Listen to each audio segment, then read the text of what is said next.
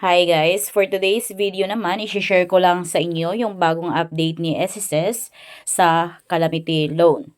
So, bago yan, kung kayo ay bago sa aking vlog, please consider to subscribe para updated kayo lagi sa mga videos ko. So, sa ngayon, naglabas na ng CLP or Calamity Loan Program si SSS. So, nakaganda dito is meron na itong mas mababang interest rate na 7% na lamang, na dati is 10%. At saka pwede na kayong makapag-renew after 6 months. Yes guys, pwede na agad kayong makapag-renew after 6 months. Pag halimbawa magkaroon ulit ng calamity, pwede agad kayong makapag-renew after 6 months basta kayo ay walang past due sa inyong short-term loan. So, naglabas na agad ngayong araw na to ng announcement si SSS regarding dito sa CLP program na ito para malaman nyo yung mga guidelines para sa mga nakadeclared na areas ng state of calamity. So, waiting pa din si SSS ngayon guys sa mga LGU na mag-declared ng state of calamity. So, pag once na mag-declared na yung mga LGU, kung ano yung mga city or lugar na affected ng calamity at maglabas na sila ng state of calamities.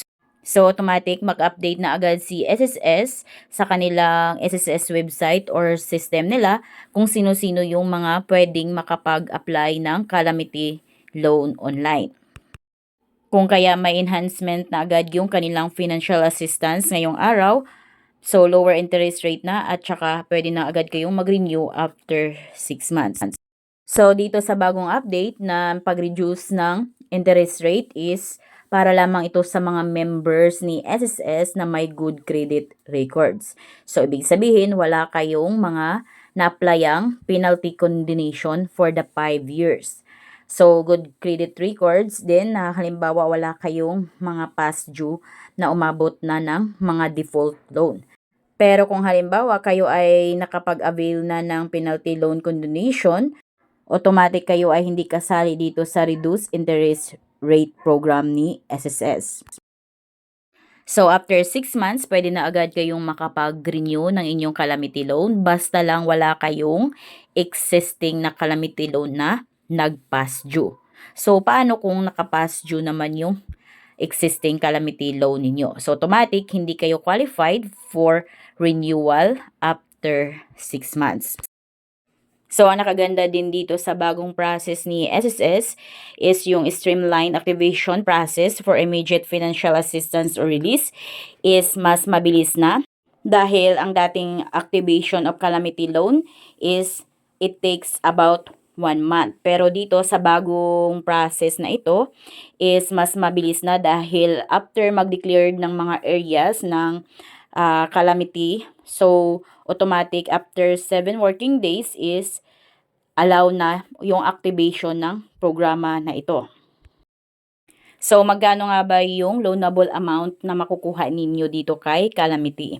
So, dito guys, whichever is lower, uncapped at 20,000 pesos. So, yun na yung pinaka-maximum. 20,000 pesos lamang yung inyong pwedeng ma-loan dito kay Calamity. So, ito ay nakabase pa din sa equivalent to 1 month salary credit ninyo computed based on your average of the last 12 MSC.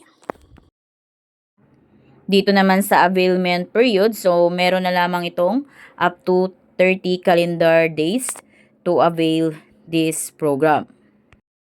Dito sa eligibility requirements, kailangan lamang na kayo ay may at least 36 na monthly contributions. At 6 doon is posted within the last 12 months prior to the month of filing. So, bago kayo mag-file, dapat may 36 monthly contributions na kayo at ang 6 doon is updated.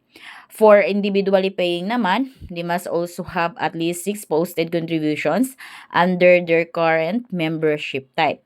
So, kung kayo ay self-employed, voluntary, or land-based OFW, bago kayo mag-file dito, so dapat yung 6 na contribution na updated na posted ninyo is dapat yan yung kasalukuyang membership type ninyo.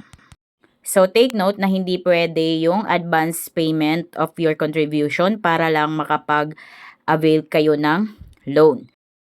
So, para makapag-apply kayo, member must be registered in the SSS website for filing online application. Take note dito na hindi pwedeng pumunta sa SSS branch at doon mag-apply ng calamity loan. So, kailangan may SSS account na kayo dahil itong application ng calamity loan is for online lamang, through online lamang. Then, member must have no past due loan accounts and no outstanding restructured loan. So, kung kayo ay may past due loan na at kung kayo ay may restructured loan tulad ng loan continuation, so hindi kayo pwedeng makapag-apply ng calamity loan sa ngayon. So, hindi kayo qualified. Then, member must have not been granted any final benefit. So, ano nga ba yung final benefit? Halimbawa, kayo ay nagpe-pension na ng retirement, so hindi kayo pwede or qualified dito. Then, member must be at legal age and under 65 years old of age at the time of application for loan. So, dapat hindi kayo above 65 years old para makapag-avail kayo dito. Then, member must have not been disqualified due to fraud committed against the SSS. Then, employer of employed member must be updated in payments of contribution and loan remittances. So, kung kayo ay employed guys, then hindi updated yung payment of contributions at saka loan remittances ng employer ninyo. So, unfortunately, hindi din kayo qualified dito for your loan calamity application. So, dito naman tayo sa release of loan proceeds. So, paano nyo matanggap yung loan proceeds niyo? So, dapat may UMID ATM na kayo na naka-enroll sa inyong disbursement. So, pag once na may UMID na kayo, automatic ito ay papasok na lang sa inyong UMID ATM card. Pero kung wala naman, so dapat may active na PesoNet Bank or active bank sa inyong disbursement account. So, ibig sabihin, approve na ito ni SSS yung bank na naka-enroll sa inyong disbursement para makapag-submit kayo ng calamity loan online. Sa repayment term and schedule of payment naman, so the loan shall be payable within 2 years in the 24 equal monthly amortization. So, within 2 years, kayo magbabayad sa inyong loan. So, 24 months sa loob ng 2 years. The loan amortization shall start on the second month following of the month of approval of your loan. So, yung loan niyo is may service fee pang mabawas na 1% of your loanable amount. So, i-charge nila ito or i-deduct nila ito from your loan proceeds. So, sa ngayon guys, di pa kayo pwedeng makapag-apply ng calamity loan online. So, hintayin nyo yung bagong update ni SSS na pwede na tayong makapag-proceed ng calamity through online. So, ganun lang guys, yung bagong update ngayon. So, kung kayo ay bago sa aking vlog, please consider to subscribe para updated kayo lagi sa mga videos ko. Thank you for watching!